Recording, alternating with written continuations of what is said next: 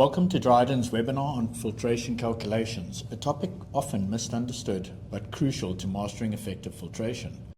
By understanding and applying these calculations, you can ensure optimal and consistent performance and achieve the best possible results for your filtration system.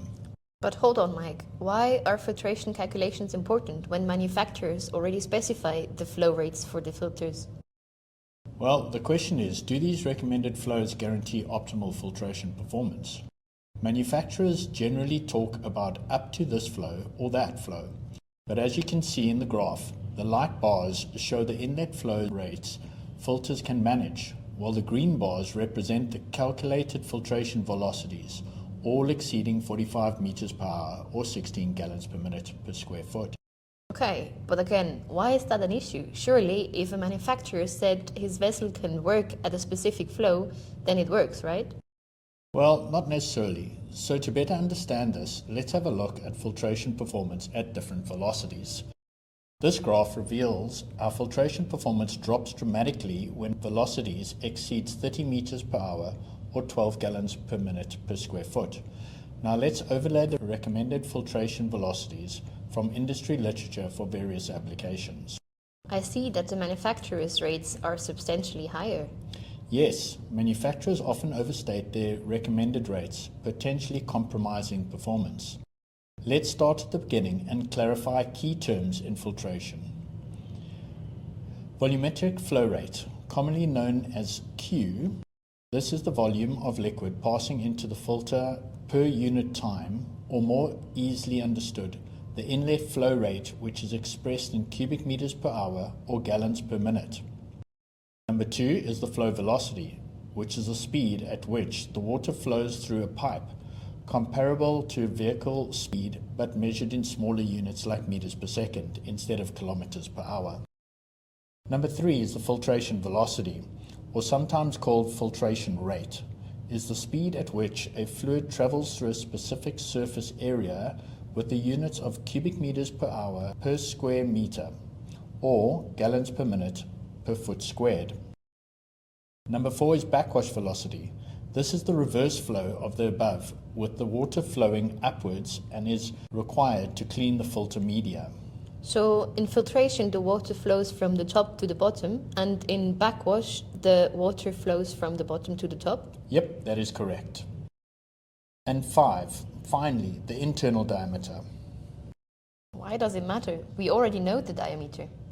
The internal diameter of a filter is crucial because it can vary significantly even if the outside diameter remains the same. In high pressure applications, filters need thicker walls to withstand the pressure over their lifetime, which reduces their internal diameter and therefore impacts its capacity. Now that we are sure of the terms, let's focus on filtration velocity, the second most important filtration factor. But why is the second most important? Don't be impatient, Laura. You will see why shortly. Let's consider a standard 1 meter or 3.2 foot diameter filter with an inlet flow rate of 20 cubic meters per hour or 88 gallons per minute. During filtration, the water comes in at the top of the filter and goes out at the bottom, remember? First, we need to calculate the surface area using the formula pi or 3.14 multiplied by the radius squared. As the diameter is 1 meter, the radius is half and therefore 0.5 meters, and the calculation gives a surface area of 0.785 square meters or 8 square feet. Let's take that into the formula for filtration velocity, where your inlet flow rate Q is divided by the surface area, giving 25 meters per hour or 11 gallons per minute per square foot. Now let's see where we can use this diameter of filter. This is a very general table, but it seems that this filter can be used in pools and some aquarium or aquaculture applications. But why not for water treatment?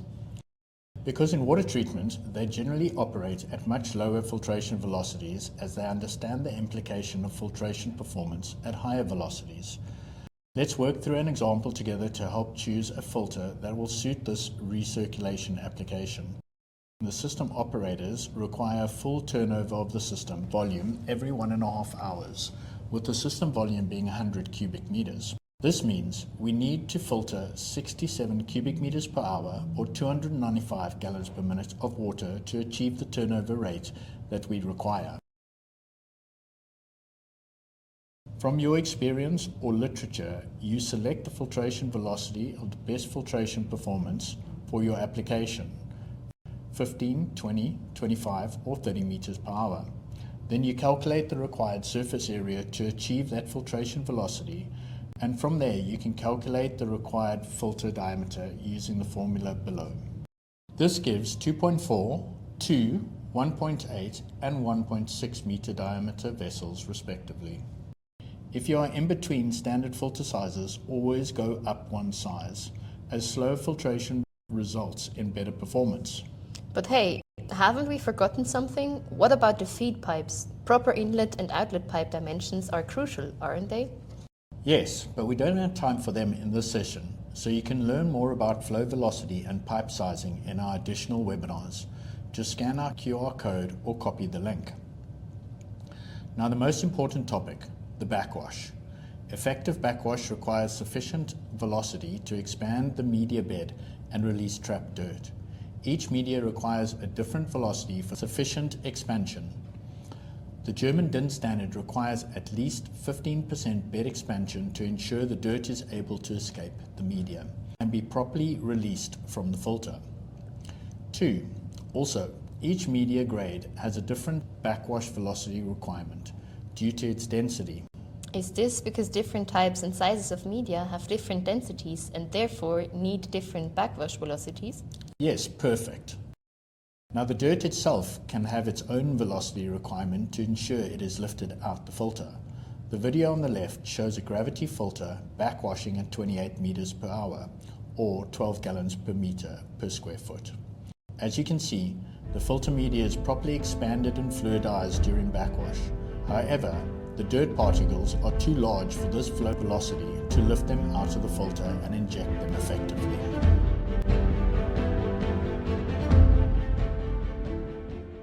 Now let's talk about backwash velocity calculations, the most underestimated factor in achieving optimal filtration performance. This is what I was waiting for. Exactly. Here's a graph showing bed expansion percentages versus flow velocities.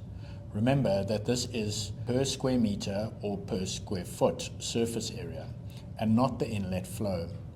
Remember that in backwash the water is coming in at the bottom. Notice the red line indicates the German DIN standard of 15% expansion. Our experience suggests 20% is ideal for optimal dirt removal. Let's compare media types, AFM-NG, AFM-DIN, and others like German sand or zeolites, each requiring different velocities to achieve proper expansion. To demonstrate the impact of size ranges, I've used two of our products, AFM-NG and AFM-DIN grades. You can clearly see here that the size plays a big part in bed expansion, as the AFM-NG is 0.4 to 0.8 millimeters, while the AFM-DIN is 0.7 to 1.2 millimeters. They are both made the same way, so it is just the size ranges that indicate the expansion. The AFM-NG only needs 30 meters per hour to achieve 20% expansion, while the DIN requires more than 65 meters per hour. However, for AFM-NG, we always recommend 40 meters per hour due to our experience as per the previous video regarding large particle removal and experience from other applications. If we then compare this to the best sand media in the world, German sand, it requires greater than 40 meters per hour, while Dutch sand requires more than 57 meters per hour.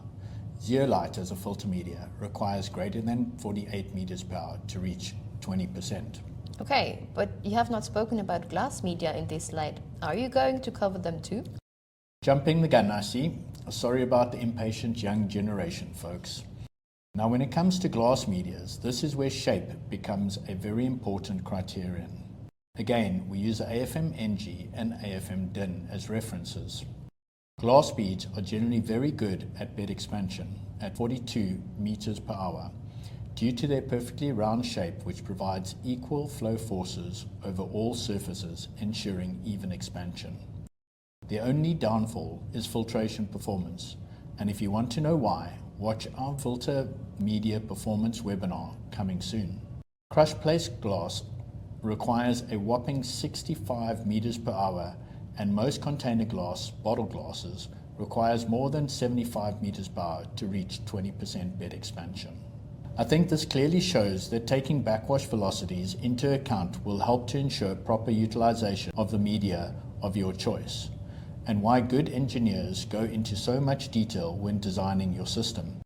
Unfortunately, there are still too many engineers out there that do not take good backwash expansion into account, and this often leads to filtration failure or compromised performance. Okay, so let's work on these backwash velocity calculations as you now understand the importance of this variable to your filtration performance. We will use the same filter as before with an internal diameter of 1 meter or 3.2 feet. We follow the same process to calculate the surface area as before, giving the same square meterage. We then rearrange the formula to get the output value to Q. Remember, this is the inlet flow in cubic meters per hour or gallons per meter. Using our minimum recommended velocity of 40 meters per hour or 16 gallons per minute per square foot, and the surface area of 0.785 square meters, gives a result of 32 cubic meters per hour inlet flow to achieve the 40 meters per hour backwash velocity required for this filter. The graph below shows the often used backwash velocities per application, with Dryden's recommendations in the third and fourth rows when using AFM grade 1 media. While for other media, the bulk bed density and media shape needs to be taken into account when calculating the required flows for the target bed expansion. It's time to change from sand to AFM. You're also welcome to follow us on the various social media channels or download relevant information from our download section on our website. We also have a range of YouTube channels specific to the application of your interest. Just scan the QR code of the one that is most relevant to your industry. Thank you for joining us. Bye! Bye!